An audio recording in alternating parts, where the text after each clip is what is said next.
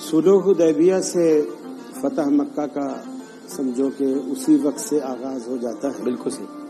جب آپ صلی اللہ علیہ وسلم نے ساری شرطیں ان کی مرضی کے مطابق مان لی، جو حالانکہ صحابہ کرام کی سمجھ میں بھی نہیں آ رہی تھی. ہاں. اور بعض صحابہ نے پوچھا بھی. جی.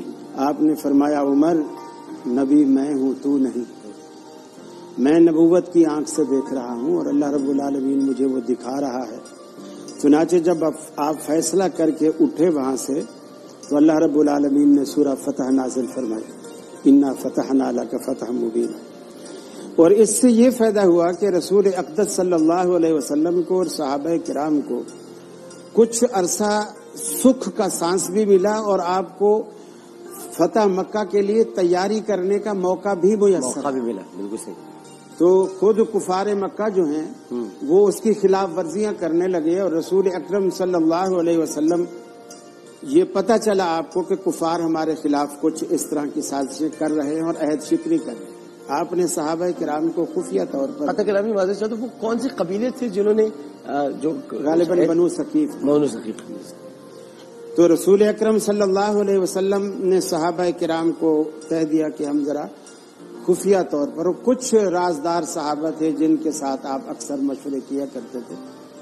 تو یہ حاتب ابن ابی بلتہ کو بھی یہ بات پہنچی، چونکہ آج حضرت علی کا بھی دن ہے تو یہ واقعہ ضرور سنائیے گا جب جی ہاں جی.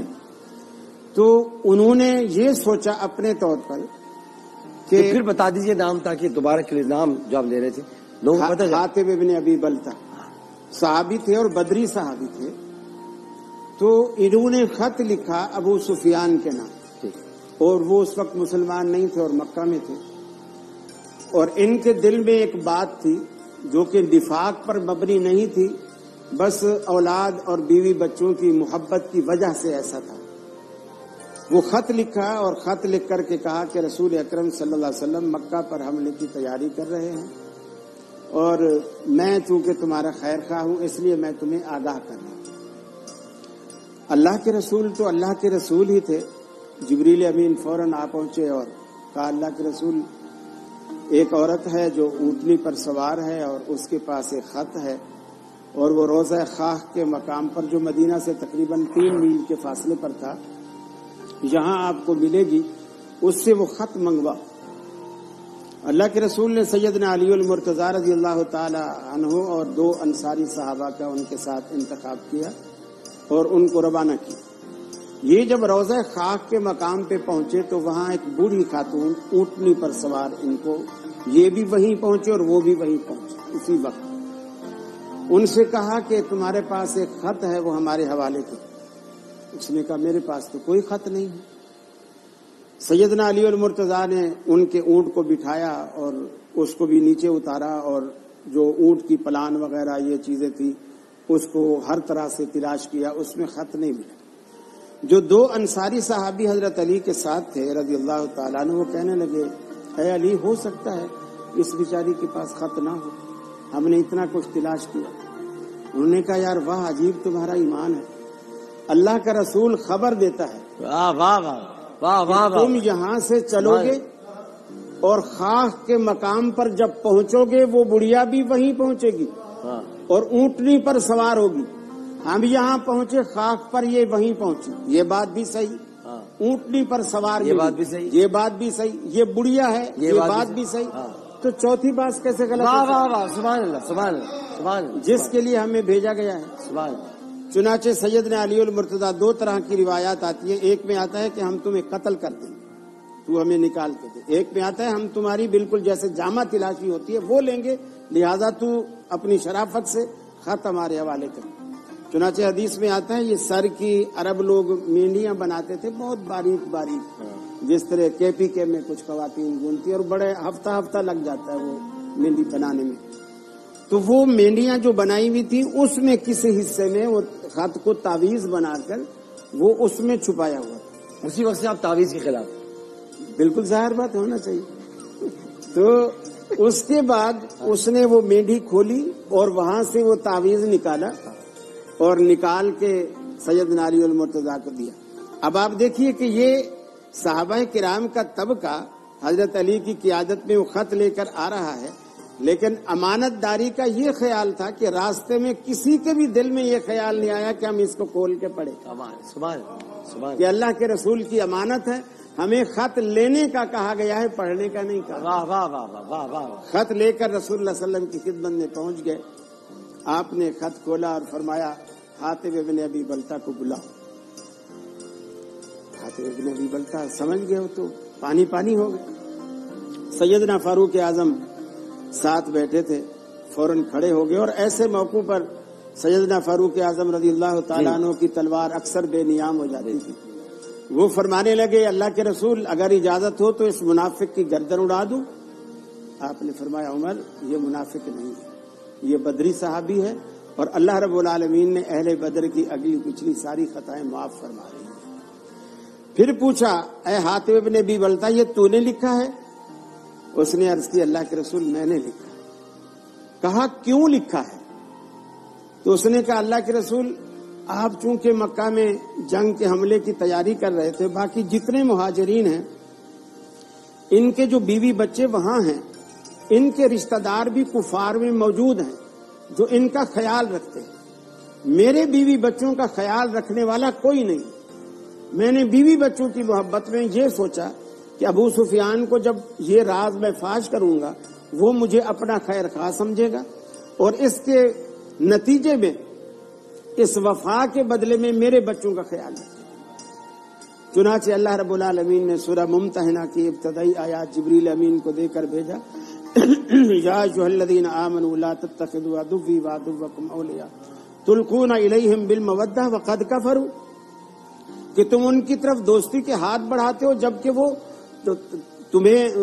تمہارے دین کا انکار کر چکے ہیں، کفر کر چکے ہیں، اور تمہیں بھی اور تمہارے رسول کو بھی مکہ سے نکال چکے ہیں۔ تم اللہ کے دشمن کو اور اپنے دشمنوں کو کبھی دوست نہ بناؤ، ان کو دوست نہ بناؤ۔ چنانچہ اللہ تبارک و تعالیٰ کے رسول نے حضرت حاتب ابن ابی بلتہ کی بات کو سچا جانا اور فرمایا کہ بلتہ سچ کہتا ہے، اور آپ نے اسے معاف کیا۔ پھر جب آپ مکے میں پہنچ گئے اور آپ فاتح کی حیثیت سے جب مکے میں آپ داخل ہونے لگے، صحابہ بیان کرتے آپ نے لوہے کا ایک خود جو فوجی لوگ عموماً پہنتے ہیں جنگ کے دوران، آپ نے وہ سر پہ زیب تن کیا ہوا تھا۔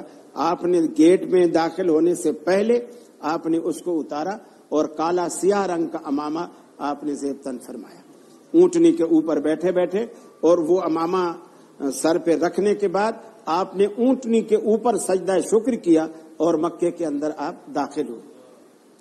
پھر جب آپ بیت اللہ کے قریب گئے، اور وہاں تو 360 بت سجے ہوئے تھے، اندر کیا باہر کیا چھت پہ کیا، آپ نے سیدنا علی المرتضیٰ رضی اللہ تعالی عنہ سے کہا کہ آپ میرے کندھے پہ چڑھ جائیں اور ان کو گرائیں، توڑیں ان کو۔ سیدنا علی المرتضیٰ رضی اللہ تعالیٰ عنہ کہتے ہیں اللہ کے رسول یہ تو مجھے تو نہیں اچھا لگ رہا کہ میں آپ کے کندھے مبارک پہ چڑھوں، میں جھکتا ہوں آپ میرے کندھوں پہ چڑھ جائیں۔ آپ فرماتے علی تو بہت چھوٹا ہے، ایسا نہیں ہو سکتا، آپ چڑھ جائیں۔ چنانچہ حضرت علی رضی اللہ تعالیٰ عنہ اللہ کے رسول کے کندھوں پر جب سوار ہوئے، فرماتے ہیں اللہ نے مجھے وہ بلندی عطا کی تھی، وہ بت تو کیا چیز، اگر کوئی مجھے کہتا نا کہ آسمان کے تارے جھاڑ دے میں وہ بھی جھاڑ دیتا۔ وہ بلندی اللہ رب العالمین نے عطا کی۔ وہ بتوں کو گراتے جاتے تھے اور اللہ کے رسول پڑھتے جاتے تھے جاء الحق وزهق الباطل ان الباطل کان زہوقا، کہ اب حق آ گیا ہے اور باطل دم دبا کر بھاگ رہا ہے، اور باطل تو ہے ہی بھاگنے والا۔ بیت اللہ کو بتوں سے پاک کیا، اور یہ کام اللہ کے رسول نے سیدنا علی المرتضیٰ رضی اللہ تعالی عنہ سے لیا۔ پھر آپ کے ذمہ ایک اور کام بھی سونپا، وہ یہ کہ آپ نے فرمایا علی پھیل جاؤ، پورے علاقے کی گردش کرو، جہاں بھی ایک بالش سے اوپر قبر دیکھو اس کو برابر کر دو، جہاں تصویر دیکھو اس کو مٹا دو۔ سیدنا علی المرتضیٰ رضی اللہ تعالیٰ عنہ نے اپنے دور خلافت میں بھی اس حدیث کو یاد رکھا اور ایک صحابی کے ذمہ یہی کام لگایا، اور یہ کہہ کر لگایا کیا میں تم کو وہ کام نہ بتلاؤں جو رسول اللہ صلی اللہ علیہ وسلم نے میرے ذمہ لگایا تھا۔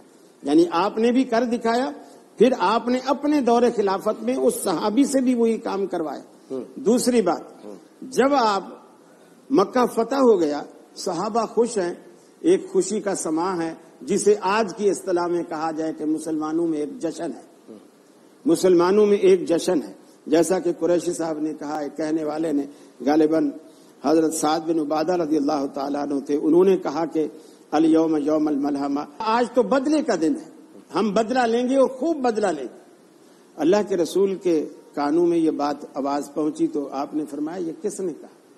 خالد بن ولید کو حاضر کیا گیا، آپ نے فرمایا نہیں یہ جملہ نہیں، ارے آج تو الیوم یوم المرحمہ، آج تو رحمت کا دن ہے، شفقت کا دن ہے، مہربانی کا دن ہے۔